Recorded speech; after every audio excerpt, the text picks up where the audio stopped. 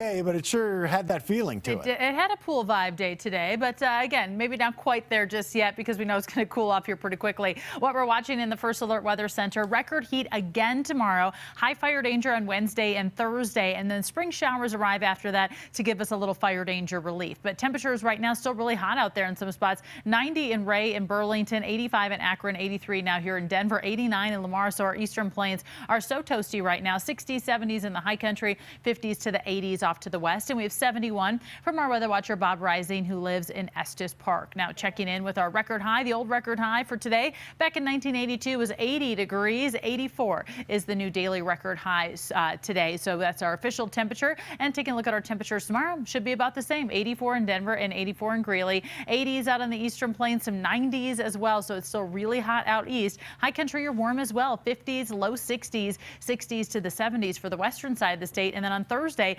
76 here in Denver, 73 in Greeley, 71 in Sterling. So a little bit of a cool down coming our way, and then we're only in the upper 80s in southeastern Colorado instead of the 90s. 50s will be in the high country. So wind right now, it is still fairly gusty on the eastern side of the state. Winds about 20 to just over 30 miles an hour, and it's a little windy in parts of the high country as well. What we're looking at, though, is our red flag warning in place through 8 o'clock tonight because it is so hot out there on the eastern plains. It's very windy, and we also have low humidity, and we know it's just been so dry out on our eastern plains. So that fire danger does remain high, and we are looking at a gusty evening, and then it should get a little bit better out there. And then tomorrow we have gusty conditions as well, and it gets more widespread. This time it's heading up into some of the southern foothills, Douglas County, down into the San Luis Valley as well. So it'll be gusty out there on Wednesday. Just be extra careful. We know so many folks work outside out on the eastern plains, so just continue to be extra cautious for the next several days. Our satellite and radar is quiet. It's going to be quiet through Thursday night until we start to get the chance of a little bit more snow heading to the high country and maybe a little bit of rain as we head into the Denver area